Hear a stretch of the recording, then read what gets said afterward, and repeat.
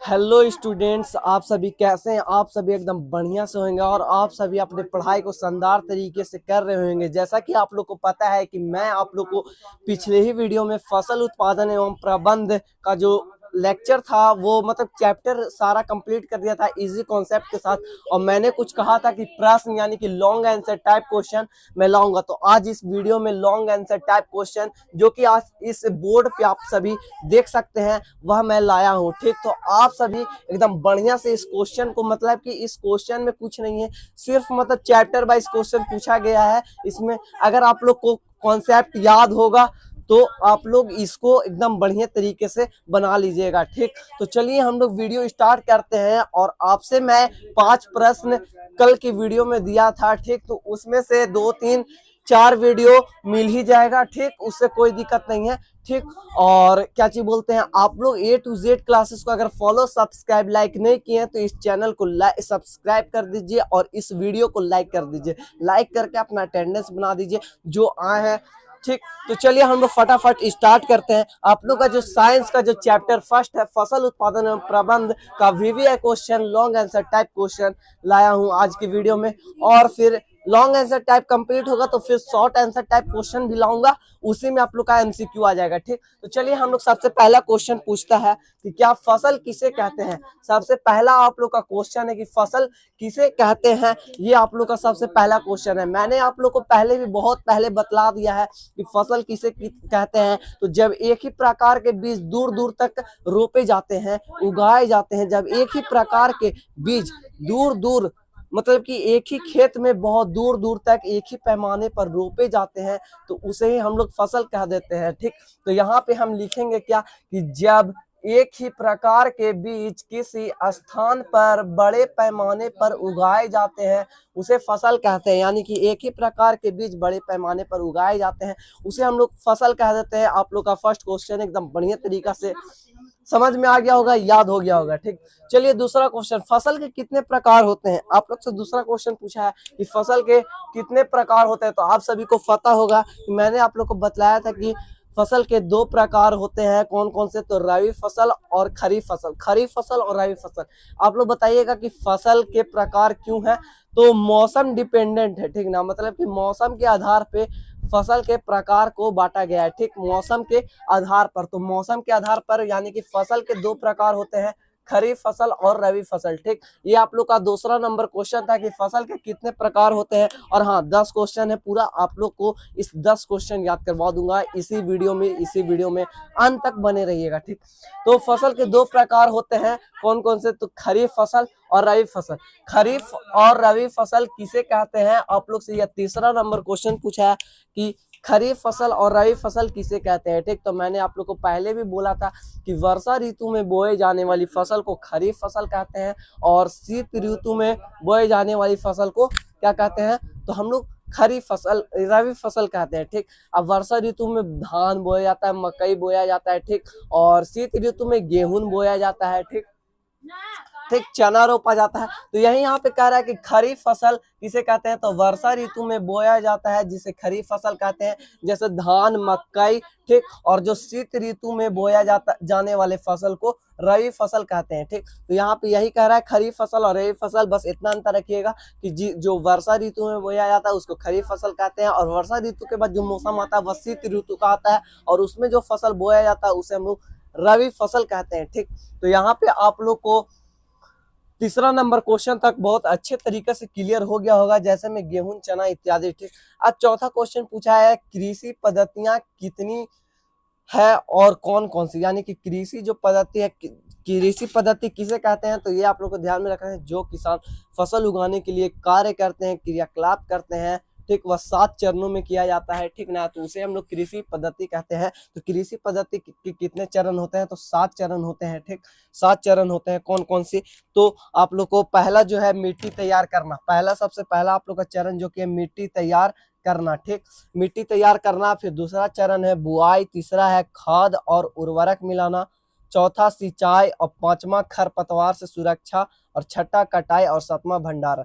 यानी कि ये आप लोग का कृषि पद्धति है मिट्टी तैयार करना। यानी कि इसमें किसान क्या करता है, अगर शॉर्ट में पूछे तो बता देना कि मिट्टी तैयार करने में किसान जुताई करता है हल का उपयोग करके, ठीक। बुआई में बीज बोता है, ठीक ठीक। सीड ड्रिल से नाम के वो जो औजार रहता है वह सीड ड्रिल के नाम से जाना जाता है। खाद और उर्वरक में पोषक तत्व तो मिलाया जाता है जिससे फसल अच्छा उगे, ठीक ठीक।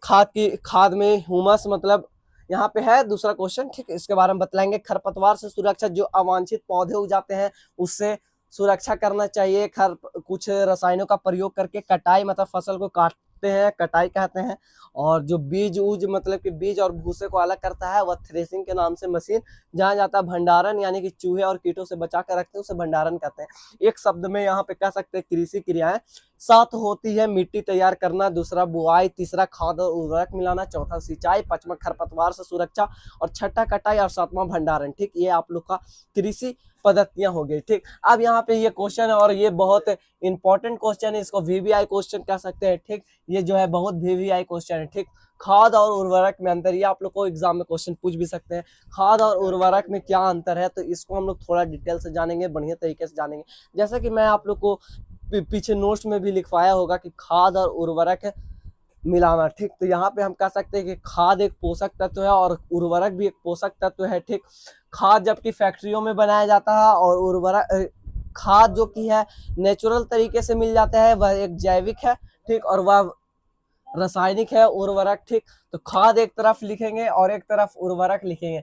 यह एक जैविक पदार्थ है, खाद जो है एक जैविक पदार्थ है, ठीक। और उर्वरक है एक रासायनिक पदार्थ। इसे फैक्ट्रियों में बनाया जाता है और इसे हमें गोबर से यानी कि नेचुरल प्राकृतिक तरीके से हमें प्राप्त हो जाते हैं। यानी कि खाद जो हमें प्राकृतिक तरीके से प्राप्त हो जाते हैं और वही जो उर्वरक है वह फैक्ट्रियों में बनाए जाते हैं। इसमें खाद में जो कि प्राकृतिक तरीके से हमें प्राप्त होता है उसमें ह्यूमस जो कि है बहुत ज्यादा प्रचुर मात्रा में होता है और इसमें ह्यूमस एकदम नहीं होता है, जब क्योंकि यह फैक्ट्रियों में बनाया जाता है, ठीक। तो आप लोग खाद और उर्वरक में अंतर लिखने के लिए आएगा तो क्या लिख देंगे, लिख दीजिएगा ना। चलिए ठीक है, अब हम लोग नेक्स्ट क्वेश्चन जानते हैं 5वां नंबर कि खरपतवार किसे कहते हैं। खरपतवार किसे कहते हैं, तो अभी आप लोग को बतलाएं कि जो खेत में फसल के अलावा जो अवांछित मतलब कि जो बेकार पौधे उग जाते हैं, ठीक, उन्हें हम लोग खरपतवार कहते हैं, ठीक। तो खेत में फसल के अलावा कुछ अवांछित पौधे उग जाते हैं जिन्हें खरपतवार कहते हैं, ठीक। उसके बाद सिंचाई, सिंचाई किसे कहते हैं, तो हम बताए थे कि किसान पानी देते हैं, ठीक। पानी देने की प्रक्रिया को सिंचाई के नाम से जाना जाता है।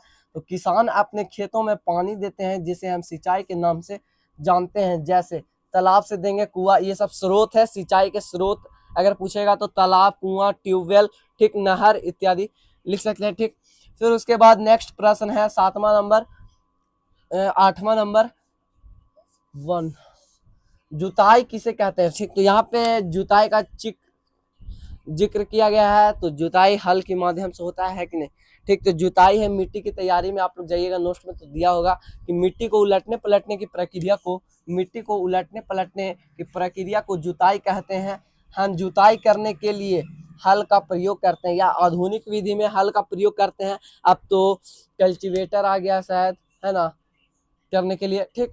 तो ये आप लोग का 8 तक हो गया। अब 9वां नंबर प्रश्न, और ये भी सबसे महत्वपूर्ण प्रश्न है, आप लोग इस पे ध्यान दीजिएगा कि सिंचाई की 2 आधुनिक विधियों को विस्तार से लिखिए। यानी कि सिंचाई की 2 आधुनिक विधि जो है आप लोग को लिखना और उसके बारे में भी लिखना है, डिटेल से विस्तार में लिखना है, ठीक। तो सिंचाई की जो 2 आधुनिक विधि है, पहला छिड़काव तंत्र और दूसरा डीप तंत्र, ठीक। छिड़काव तंत्र और डीप तंत्र, इसके बारे में हम आज पूरे अच्छे से जिक्र करेंगे और एकदम मतलब सेट कर लेना है माइंड में, ठीक। तो छिड़काव तंत्र और डीप तंत्र किसे कहते हैं, ठीक, इसके बारे में तो देखिए, छिड़काव तंत्र यह एक ऐसा तंत्र है, यह एक ऐसा तंत्र है जिसमें पौधे को पानी फुहारे की तरह प्राप्त होता है, ठीक। मतलब यहाँ पे कह रहा है कि इसमें है ना एक नोजल लगा हुआ रहता है मोटर से, ठीक, पाइप, और ये जो है खेत में यह पाइप जाता है और इसमें छेद किया हुआ रहता है और यह फवारों की तरह, फवारा की तरह पूरा पानी खेत को प्रदान करता है। फुहारे की तरह यह जो कि है खेत को पानी प्रदान करता है, उसे हम लोग छिड़काव तंत्र कहते हैं, यानी कि एक जो मोटर, कुआं से मोटर लगा दिया गया है, उस पाइप और पाइप में छेदा कर दिया, पूरा प्रेशर से जा रहा पानी और छिड़काव छिड़काव तंत्र यानी कि छीट रहा है पानी, ठीक। फुहारे की तरह सभी पौधे को पानी प्राप्त होता है, इसे छिड़काव तंत्र कहते हैं। और एक बात और है कि छिड़काव तंत्र और डीप तंत्र करने से मतलब कि पानी जल की बहुत संरक्षित होती है, मतलब कि जल ज्यादा उपयोग नहीं होता है, ठीक।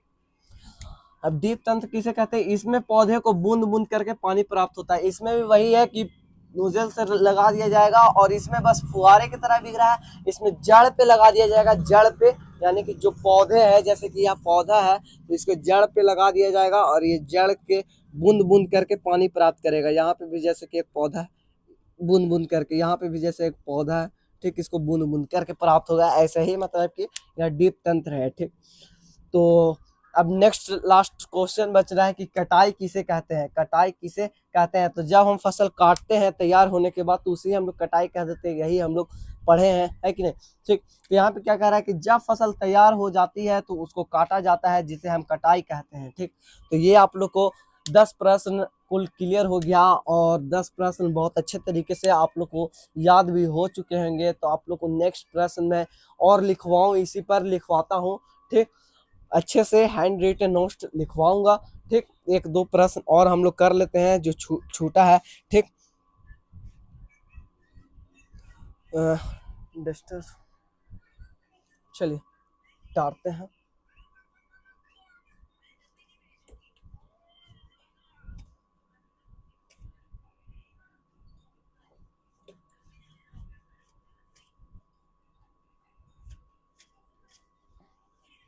हम यहाँ पे क्वेश्चन जानेंगे, किसान का मित्र किसे कहते हैं, ये मैं आप लोग को नहीं बताया था, ठीक। और एक बात और, इसको सब आप लोग को नोट कॉपी में लिखना है, ठीक ना, ये आप लोग ध्यान में रखिएगा बात, ठीक। इसको नोट कॉपी में लिखना भी है, ठीक। चलिए तो हम लोग 1 मिनट, चलिए तो हम लोग यहाँ पे लिखते हैं कि किसान का मित्र किसे कहा जाता है। किसान का किसान का मित्र किसान का मित्र किसे किसान का मित्र किसे कहा जाता है, किसान का मित्र किसे कहा जाता है, आप लोग कमेंट में आंसर लिखें, ठीक। तो एक बात आप लोग ध्यान में रखना है कि किसान का मित्र केचुआ को कहा जाता है, ठीक, केचुआ। और अगर पूछेगा केचुआ के अलावा तो सांप भी हो सकता है, ठीक। किसान का मित्र केचुआ और सांप को कहा जाता है, ठीक। फिर नेक्स्ट प्रश्न है आप लोग का, नेक्स्ट आप लोग का प्रश्न है, क्या है प्रश्न, तो निराई किसे कहते हैं, ठीक। निराई किसे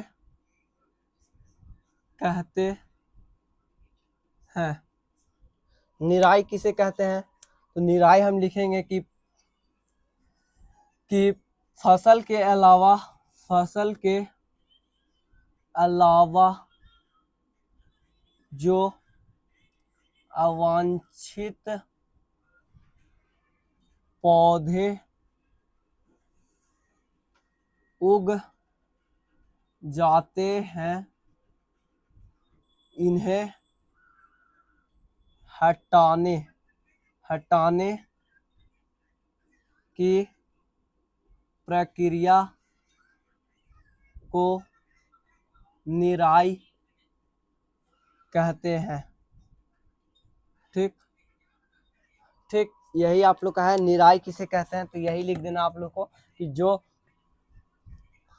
जो मतलब कि फसल के अलावा जो अवांछित पौधा उग जाता है उसको हटाने की प्रक्रिया को ही निराई कहते हैं। और किसान का मित्र केचुए और सांप को कहा जाता है, ठीक। नेक्स्ट प्रश्न, थ्रेसिंग किसे कहते हैं।